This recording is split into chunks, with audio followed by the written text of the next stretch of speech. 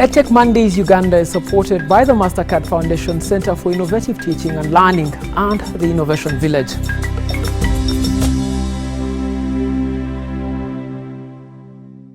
Welcome. Now, Africa might be the continent with the biggest desire for EdTech growth. However, significant barriers still hold back the continent. A Mo Ibrahim report of 2021 notes that 89% of learners in sub-Saharan Africa lack access to household computers, and another 82% lack access to the internet. Without these two core infrastructure, sub-Saharan Africa's ability to take charge of and use EdTech in skilling its youth, demography remains a far cry. On this edition of EdTech Monday, we ask experts how this problem can be overcome. Thank you so much and welcome to EdTech Monday. Thank you guys for making it for this season's EdTech Monday. I'd like to start with you, maybe introducing yourselves and what you do. Absolutely. Thank you so much, Raymond. My name is Robert Bob Okello. I'm the founder and CEO of Marifa Sasa Limited, where we are digitally upskilling, reskilling, and creating digital employment opportunities for Africa's youth. Very happy to join the conversations today. Thank you so much. Thank you very much, Raymond. My name is Norman Angel. I work with Digital Literacy Initiative, a non-profit organization that works to ensure safe digital spaces for minorities and also ICT awareness. My background is in information technology, and I'm also a data analyst. Very pleased to be here. All right. Thank you very much, Raymond. My name is Anthony Tugineo. I'm an assistant lecturer at Makerere University under the Department of Environmental Management, under the the College of Agriculture and Environmental Sciences. I also serve as a program administrator under the e-learning initiative at Makerere University that is doing its best to make sure that all the courses and the programs get online. Thank you very much. All right. Rob, I want to start with you maybe. Digital literacy is so important in EdTech. It's like the language within which you can understand EdTech. And yet it still remains a far cry for many young learners across Africa. Why is this so? Why is there a divide between digital literacy and EdTech in Africa? Absolutely. I think that's a very key question. When it comes to issues of digital literacy, I think for a very long time, we focus on the different types of literacies, numeracy and all this. And we, for a very large part of it, ignore digital literacy. And so today we're in a situation where we find a lot of learners who can read and write for the most of it, but a lot of them, when it comes to using some of these ICTs, information and communication technologies, they completely lag behind. So I think that one of the biggest reasons for this divide is, one, the point at which we introduce our learners to the digital literacy. When we begin to teach them is a big one.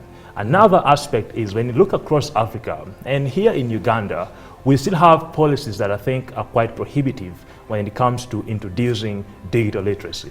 A case in point, in most of our schools in Uganda, especially the national schools, let alone the international schools, it's still unacceptable for students to go with electronic devices to schools, for example, right? Now, if you look at other parts of the world and the sort of places we are competing with, because today, again, because of these digital literacy things we're talking about, the world has become so connected.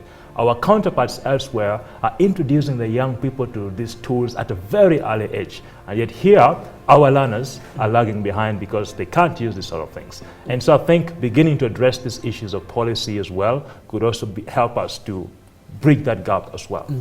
Norman, the question that I want to ask is really, he talks about introducing digital literacy to learners at a young age, but the numbers are clear. 89% don't have computers, 82% have no access to the basic internet. You can't speak a language which you don't have infrastructure for. Is this a question of first availing infrastructure and then people will learn, or learning as we wait for the infrastructure to come? Thank you very much, Raymond. Absolutely. One of our major programs is actually digital literacy, where we are doing an integrated approach to skilling and developing young children. But I think the major problem we faced is that in a country like Uganda or sub-Saharan Africa is actually access. As the statistics says, it's very true, and that's a big challenge. I think the major thing is actually providing infrastructure, because one of the major problems is actually digital divide, where there is lack of access to internet and devices for people who live in rural areas compared to those who live in urban areas. The other thing is also, as I mentioned, policy. I think governments within sub-Saharan Africa have to incorporate policies like the national ICT that incorporate digital literacy in curriculum. So infrastructure is a very big need for countries where people are living in areas where they don't have electricity. So introducing equipments like low-end equipments that can be able to avail content to areas which don't have access.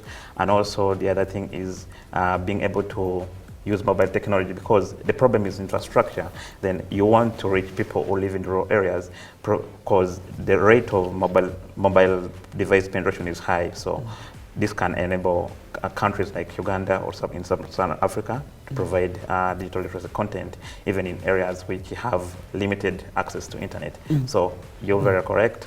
Infrastructure is actually is what we should go first forward, then be able to bring people on board to learn. Yeah, Anthony, if I could also ask you this question. Sure. The issue around infrastructure, I see places like Kampala where infrastructure is already existent. You have the internet, you have devices, but we still look at the gap between, for example, the rich and the poor. In slum areas, you find access to devices still low, or you find digital literacy on the low end. How do you solve it in urban areas? Because a lot of Africa is quickly urbanizing. What we need to appreciate is digital literacy as it is. It's just like when you're learning a language. I mean, you need to be intentional on it. Just like when your kid is growing, if a kid gets to an age of 5 and he can't speak or she can't speak, you get worried. So it's the same way we as people in education systems, or we the parents, need to worry about digital literacy when we're dealing with our kids. Because you'll see a parent restricting a kid from accessing a device or clicking a phone or clicking a laptop's keyboard. That is very restricting, just like a language is.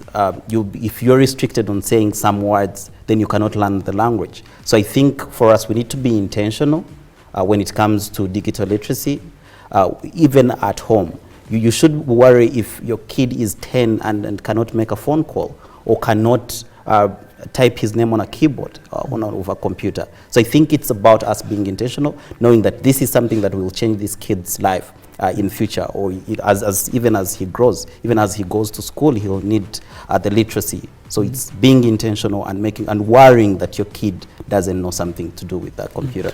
Rob, there's also a cultural aspect that's attached to this. He says, you should be worried if at 10 years your child can't make a phone call. But I know so many parents who say, my child will not touch a mobile phone because the mobile phone will send them in all these ways. They might start betting on games, they might start doing other things on the internet. What is it about digital literacy that we can tell parents so that they understand that it's safe for children to use, or what infrastructure is available to make it safe for learners? Yeah. Absolutely, Raymond. I think indeed there is a cultural issue here that needs to be addressed. First of all, I want to say that yes, the parents are right to perhaps create some guardrails in as far as protecting their children at that age. It's their responsibility as parents. But I think we need to take that responsibility to a whole new level in terms of, as opposed to just creating restrictive measures that come at the expense of these young people learning essential skills. We need to actually, expose them to these tools and instead focus on teaching them how to responsibly use these tools. So I think the responsibility of the parents should be to teach responsibility. And one way to do that is actually by emulating this and being the example on how these tools can be used to do good things. But also I believe that today, there are a lot of tools out there that I think parents need to also learn about to arm themselves with, so as to ensure that they are creating those guardrails, as I call them, in a way that is not prohibitive to the learning of these digital literacies of their younger ones, of their children. So that's something that I would say, because we can fear that yes, if they exposed to these tools so early, they're going to learn all these sort of things. But the truth is that at some point, they're going to get their hands on those tools. So I think it's actually much better for you to carry on that responsibility as early as possible and teach them the values they need to be able to effectively use these tools and teach them how to responsibly use these tools. I think that will pay off much better. Norman, at a policy level, in terms of governmental intervention, is it something to start pushing for now, for young learners to be allowed with mobile phones in school, or being allowed to have access to digital devices in school? How does that access look like? I think we've seen already in Uganda, like, the government using national ICT policy. This enables an hybrid format of learning where they have incorporated the digital literacy and technology into learning. Absolutely, children and young people should be having access to these devices to learn, but like Robert said, it should be regulated because the 21st century skills are enhanced by digital skills. Things like creativity, where children are able to create content, communication. If you're learning in a hybrid format, you have to collaborate with your teachers. It also gives them opportunity to, opens them up to opportunity where they can do personalized courses where they want to learn and reach out to other people in the world. We cannot have a country where we want to do digital literacy, but people, because the generation that are going to take us forward, don't have access to these devices. So there has to be an integrated approach where we have to regulate these devices, but also give them access, because if you see with the advent of COVID-19, everything went online, and you cannot, in other parts of the world, everything continued flowing, but we lost like 2 years, because when even this initiative of e-learning were brought up, people did not have the capacity because they couldn't be able to utilize the platform and opportunities and continue learning. So policy is very paramount, and the government should continue doing that. And if I were to sit down with a policy expert, these are the points that I would push ahead. Anthony, Yeah. if I could come to you before the break. Sure. Normally policymakers want to look at early adopters, and universities, higher places of learning would be the places we see for early adoption of digital literacy. And yet, yes, COVID-19 has showed us, even at universities, even at higher learning institutions, adoption of basic digital tools has been hard. What is it about the early adoption that you can tell us that can help people easily adopt to digital literacy tools?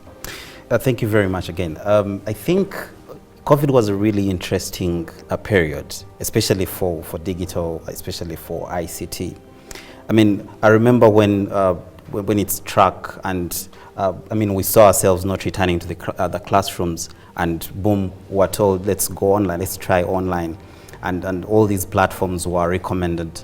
And I mean, for someone who saw a computer, or who is also guided on how to use a computer, I'm talking about a lecturer in this regard, it really became, it was unheard of. How can I even sit behind a computer and teach someone who is on the other end? So this is something that was very unheard of to some of even the lecturers. So I think for me, it's about a mindset change. I mean, if I don't know something, I should allow Raymond, or I should appreciate that Raymond can teach me and also get onto it. Let me not get very rigid and close off to learning. So for institutions or higher institutions of learning like universities, I mean, we should be having free access. Of course, there are some students who really know these things, who have the digital literacy at their fingertips. So it should be, we should be intentional. And again, the intentional bit has to come out. Even when we get to the universities, let's appreciate that, yes, there are those that know very well, and there are those that are really green about this. So can we do groups, or can we pair them so that we help everyone to get on board when it comes to digital literacy? Let's not have facilities closed out. Let's not teach computer lessons in a theoretical manner. Let's have kids go to the computer lab. Let's have facilities where people can access and learn. Thank you. All right, thank you so much. We'll take a very short break, but when we get back, we discuss how the private sector can take part in the conversation on increasing digital literacy. Let's take a very short break, but we get back shortly. EdTech Mondays Uganda is supported by the MasterCard Foundation Center for Innovative Teaching and Learning and the Innovation Village.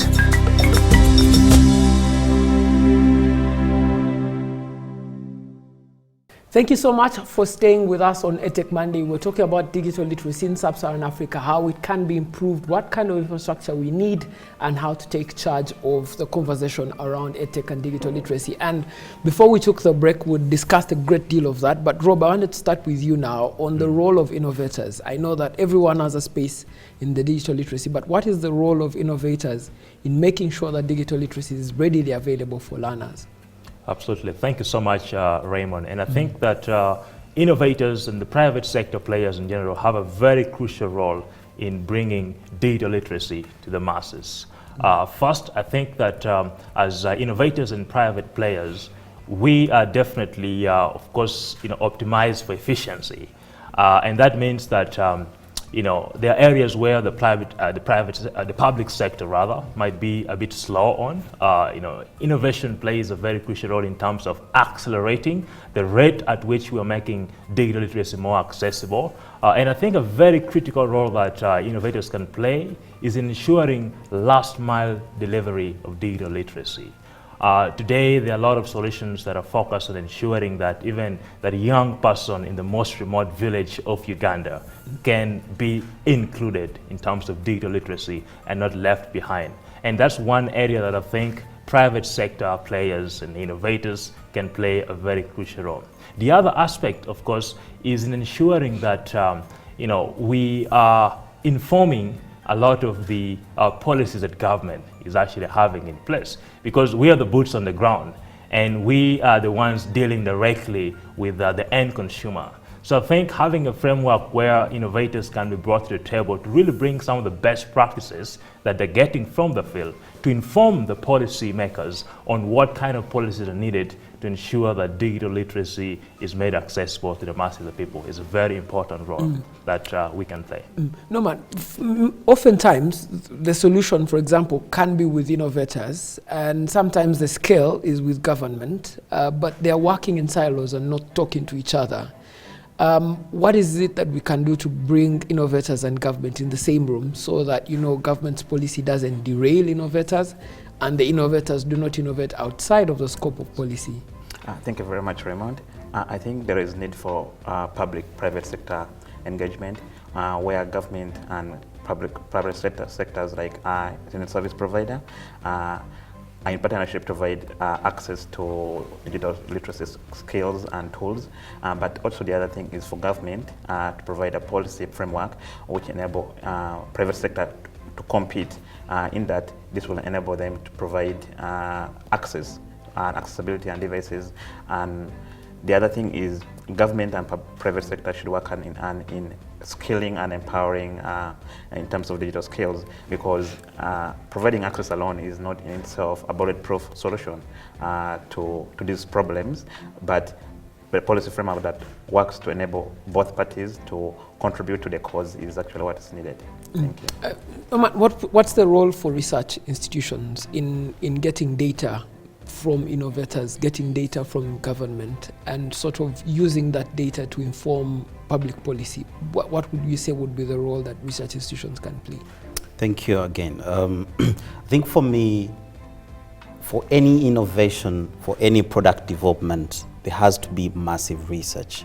And this is where higher institutions of learning or research labs need to put their feet on the ground. Because when you talk about innovations or you talk about product development, you need, especially for tech, they really need to serve the needs of the users. So that's where the research is needed. Can we find or get the needs assessments done such that what is being developed, so that what is being innovated actually serve the needs of the end users? I see some programs and you wonder, did this person really sit down to think about the end users? The program is very complicated to run, and the people that are using it. So that brings a mismatch between the users and the innovators. So I think for me that when it comes to data collection, when it comes to knowing what needs the end users have, that's the role that academic or the researchers need to do. But also, it doesn't end at data collection, because like he's saying, innovations, there are a number of innovators at higher education institutions. So those can also team up with the private sector. We should be having really linkages or spaces where we can leverage from one another. Like